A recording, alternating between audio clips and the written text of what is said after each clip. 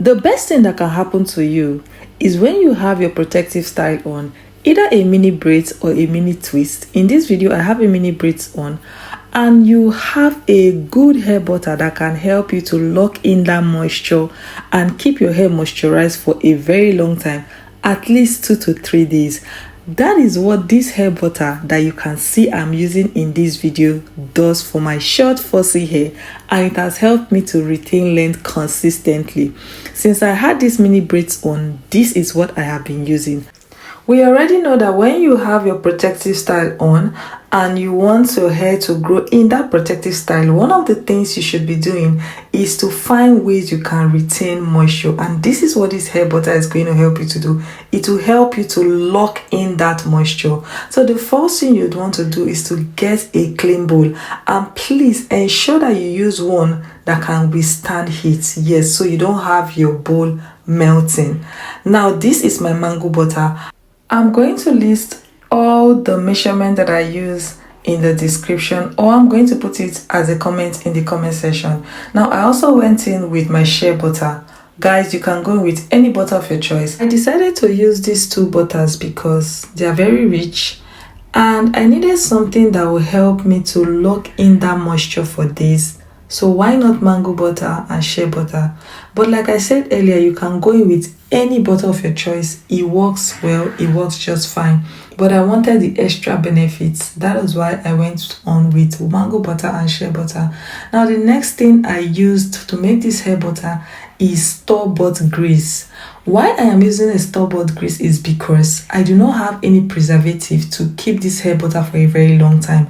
We know that the store-bought grease already has preservative in it. That's why they can shelf it in the mall, in the stores, and all of those things. So that's why I'm using a store-bought grease. And I use this one from Virgin Hair Fertilizer. I've used this previously on its own to lock in moisture in my previous video I've shared on this channel. So you can also use it, or you can use any store-bought grease. It's going to work as long as you do not have a preservative. If you have a preservative, it's fine, you can use that. And then I went in with my rosemary oil, and I also went in with extra virgin olive oil. I got this one from Amazon. It's in 500 ml, and trust me, it's worth the price because of the quantity. I got it for about £4. I'm using just 2 scoops of this. We know that olive oil is good and is very beneficial, and I've noticed over time that my hair loves it, so why don't I use it? Now, my next ingredient is a powerhouse, guys. We all know that rosemary is one ingredient that you want to always have in your hair care routine. I also went in with Moringa powder. Can you see the ingredients I am using in this hair butter? I didn't come to play. Yeah, I went in with my Moringa powder, and I went in with cloves also. Yes, that's why I said I am not coming to play.